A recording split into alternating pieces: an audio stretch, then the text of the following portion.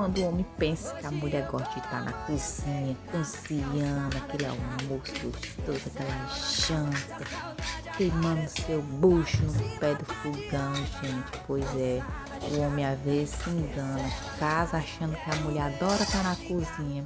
Pois essa mulher não sou eu.